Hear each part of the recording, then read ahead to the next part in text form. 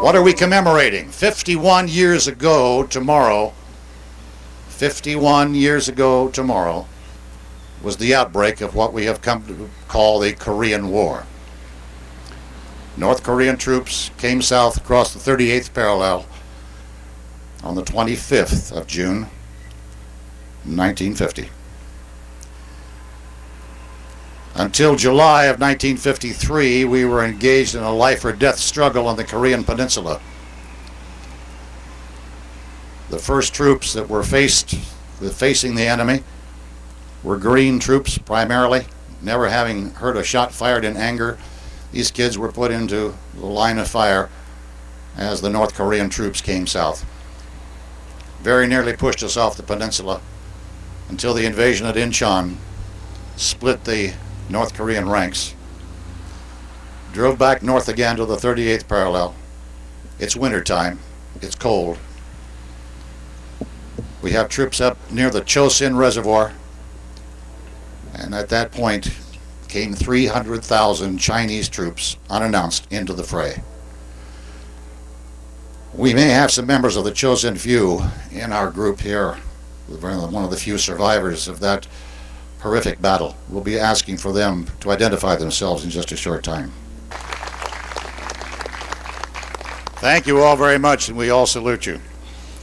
Well, it's been called the Forgotten War. We all know that, I guess. When most of us came back home, everybody wondered where we'd been on vacation. That was an often phrased question. So most of us didn't bother explaining what had gone on. If they didn't know by that time, there was no point in trying to explain it. So by and large, the Korea vet came back unannounced and was assimilated back into society as quietly as possible, raising as little fuss as possible. It's about time that the Forgotten War ceases to be forgotten. It was a police action because of the participants were never officially declared war. There are a few veterans who would disagree. The fighting in Korea between 50 and 53 was more than just a police action. Any time they're shooting at you, it's a war. It's been overshadowed, of course, by the more immediate memories of the conflict in Vietnam, Desert Storm, and the just concluded 50th anniversary of the World War II commemoration. There were 4 million casualties, however, during the Korea conflict, and that was President Truman declared a testing ground, and the conflict between communism and democracy left an indelible imprint on the history of the 20th century. As I said, the Korea War lasted until July of 1953. The combatants at that time finally reached an agreement establishing a demilitarized zone along the final battle line with a commission to maintain and allow communist prisoners to choose to return to their original country. They could return there, or Taiwan, or South Korea, or a neutral country.